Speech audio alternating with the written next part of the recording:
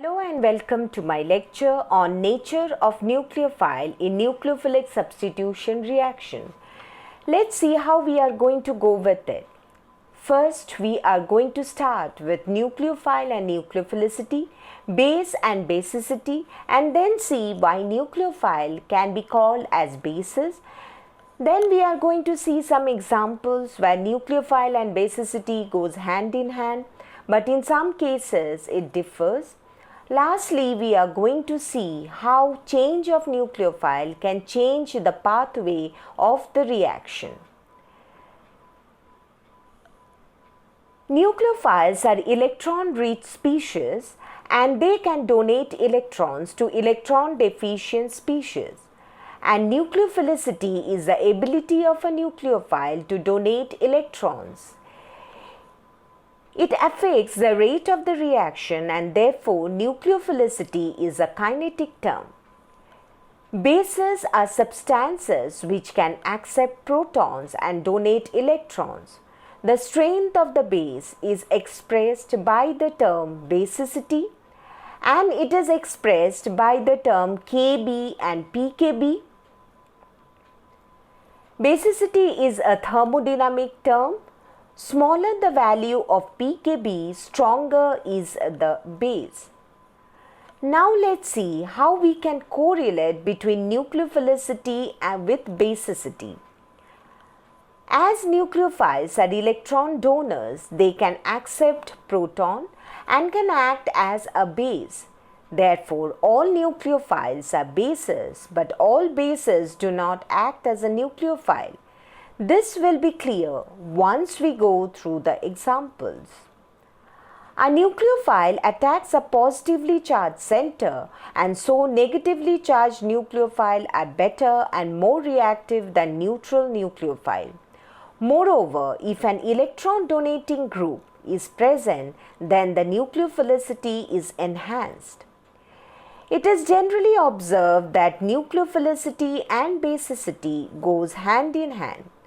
Stronger the base, more powerful is the nucleophile and vice versa. Let's see the first example. The nucleophilicity and basicity order of ethoxide, phenoxide, acetate and nitrate ion is of the order ethoxide greater than phenoxide, greater than acetate, greater than nitrate.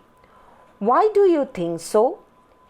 If we see the acidity order of ethanol, phenol, acetic acid and nitric acid, then ethanol and phenols are weaker acids than acetic acid and nitric acid, which are strong acids.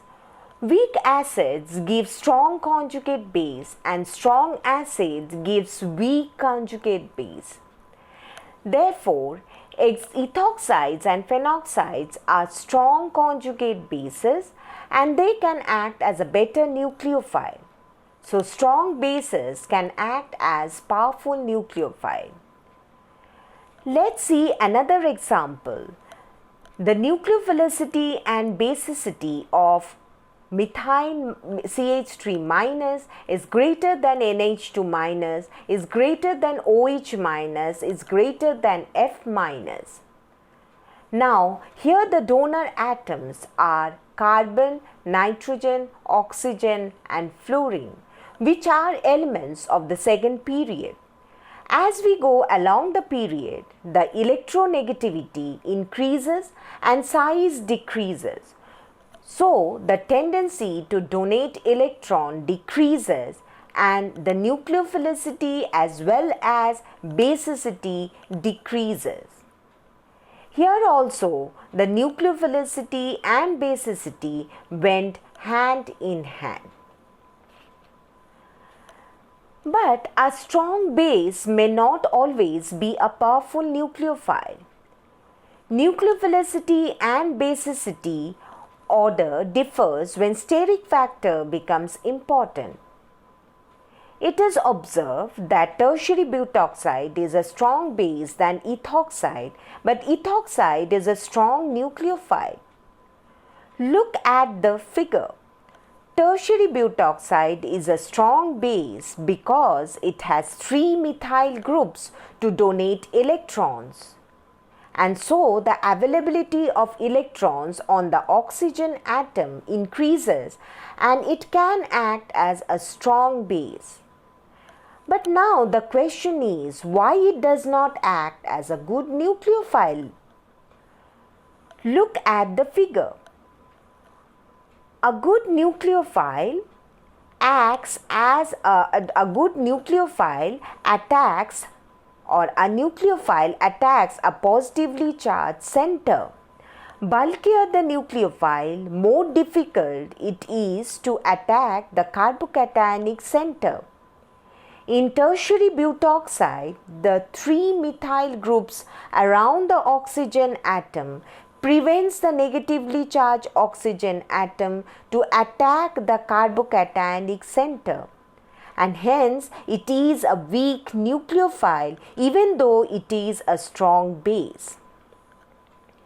In polar solvents also the nucleophilicity and basicity order differs. Look at this example. In polar portric solvent, the nucleophilicity order of halide ions are iodide greater than bromide, greater than chloride, and greater than fluoride. But basicity order is fluoride greater than bromide, greater than chloride, and greater than iodide. Why is it so? The size of the nucleophile increases as we go from fluoride to iodide. As the size increases, the hold the nucleus has on the peripheral electrons decreases and the electrons can be readily donated and nucleophilicity increases. Moreover, remember the solvent used is polar protic solvent. So, the small fluoride ion will be readily solvated by the polar protic solvent through hydrogen bonding and therefore will not be free or available as nucleophile. Therefore, the nucleophilicity order is iodide greater than bromide, greater than chloride, greater than fluoride. This solvation effect is discussed in more details in lecture 2 of this series. But still another question remains in the mind. Why is the basicity order opposite to nucleophilicity order? If we see the acidity order of HI, HBr, HCl and HF, you will find that the order is HI greater than HBr, greater than HCl, greater than HF. Therefore, obviously the basicity order will be fluoride greater than chloride, greater than bromide, greater than iodide, as stronger acids gives weaker conjugate base. Hence, in this case also nucleophilicity and basicity did not go hand in hand. But when the reaction is carried out in polar aprotic solvent like acetone, the nucleophilicity of bromide is greater than iodide. Now let's talk something different. It is observed that change of nucleophile can bring a change in the reaction pathway. Let's see this example.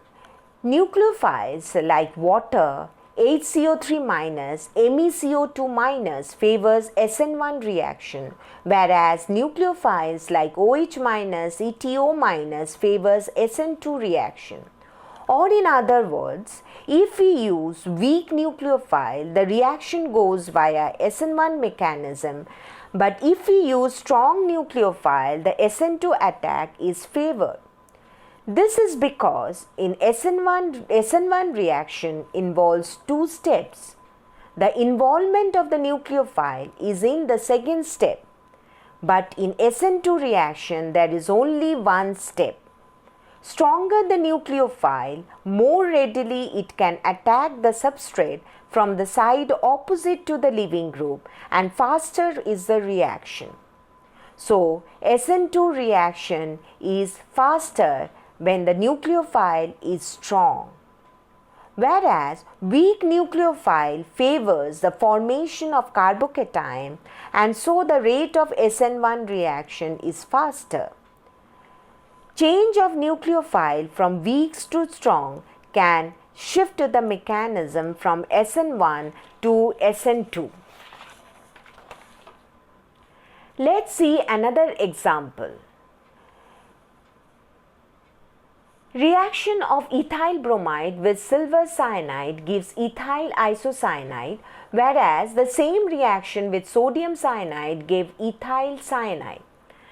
This interesting thing happens when the nucleophile has more than one center to donate electrons, and this type of nucleophiles are called ambident nucleophile. Example, cyanide, nitride, etc. Look carefully at this reaction.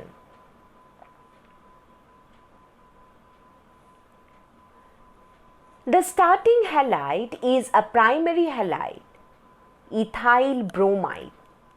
So, it is likely to undergo reaction via SN2 mechanism and not via SN1 mechanism. But SN1 attack can be promoted by using silver salt of anion, example silver cyanide. Ag+ helps in the formation of carbocation by precipitation of silver bromide. In the absence of silver salt, that is, with the use of sodium cyanide, the reaction proceeds via SN2 attack. Another notable observation is the change of the product. The reaction with silver cyanide gives ethyl isocyanide, and the reaction with sodium cyanide gives ethyl cyanide. Why is it so? The cyanide ion has two resonance structures. In SN1 reaction, the carbocation formed is attacked by the atom of the ambident nucleophile on which the electron density is higher. As we can see from the resonance structure, the electron density is higher on the nitrogen atom, so the product of SN1 reaction is ethyl isocyanide. But in SN2 reaction, the radipolarizability of the bonding atom of the nucleophile is more important. Carbon is more polarizable than nitrogen as it is less electronegative. Therefore, the product of SN2 reaction is ethyl cyanide. The same explanation holds good for another example, but here the nucleophile is nitrite ion. The reaction of methyl chloride with silver nitride gives methyl nitride because the reaction goes via SN1 pathway, and from the resonance structure it is clear that the electron density is higher on oxygen and the product is methyl nitride. But when the same reaction is carried out in potassium nitride, the reaction goes via SN2 mechanism and the product is nitromethane, as in SN2 reaction the atom that can be easily polarized attacks first. Here we come to the end of the lecture. In summary, nucleophiles are electron-rich species and they donate electrons to electron-deficient species. Nucleophilicity is the extent to which the nucleophile can donate electrons to electron-deficient species, and it is a kinetic term. Bases are substances which can accept protons and donate electrons. Basicity indicates the extent to which the base accept proton or donate lone pair electrons, and it is a thermodynamic term. As nucleophiles are electron donors, therefore they can abstract proton and can act as a base, but all bases may not act as a nucleophile. It is generally observed that stronger the base, the more powerful is the nucleophile, but in some cases, nucleophilicity and basicity do not go hand in hand, especially when the nucleophile is bulky or solvent plays a role in solvating the nucleophile. Change of nucleophile can bring a change in the reaction pathway. That's all for today's lecture. Myself, Dr. Kakali Lahiri, signing off, and will be back soon with the next lecture. If you like my lecture, please subscribe and comment. The link for the earlier lectures are provided in the description box. Thank you and bye-bye.